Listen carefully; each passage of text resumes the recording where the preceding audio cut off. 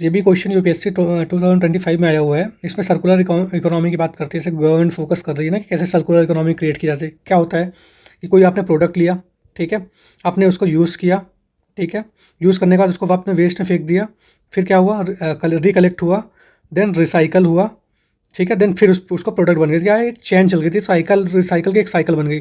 तो इसको स्टेटमेंट पढ़ते हैं, circular economy reduces the emission of green house gas. बिल्कुल रिड्यूस करें, क्यों? क्योंकि जब सेम चीज़ को हम बार बार रिप्रोड्यूस कर रहे हैं रिसाइकल करके, तो ग्रीन हाउस गैस का इमिशन कम होगा ना, बिकॉज अगर नई चीज़ ला के कुछ बनाएंगे तो इमिशन बढ़ेगा, ठीक है, बट सेम चीज़ को रिसर्कुलेट कर रहे हैं तो इमिशन कम होगा। बिल्कुल ठीक स्टेटमेंट है। Statement 2, circular economy reduces the use of raw material as inputs. क्यों?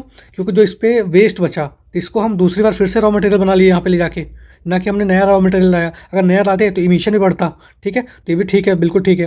थर्ड क्या बोलता है, circular economy reduces wastage in production process. अब जब वेस्ट को ही हमने फिर से रिसाइकल कर लिया तो वेस्ट को कम कर दिया ना। अगर नया लाएंगे तो ये वेस्ट जो है फेंकना पड़ेगा, तो वेस्ट बढ़ जाएगा, बट हमने नया नहीं लाया है रॉ मटेरियल, हमने उसी वेस्ट को ही रिसाइकल कर लिया, तो वेस्ट को भी ये कम कर रहा है, तो बिल्कुल ठीक है। अब इनको तीनों कनेक्ट कैसे करेंगे? पहला स्टेटमेंट बेस्ट समझ लेंगे और बिकॉज लगा कनेक्ट करेंगे। Circular economy reduces the emission of green house gases because circular economy reduces the use of raw material. ठीक है, रॉ मटेरियल यूज़ का कम करेंगे, वेस्ट को ही बनाएंगे तो ग्रीन हाउस गैस इमिशन कम होगा, ठीक है।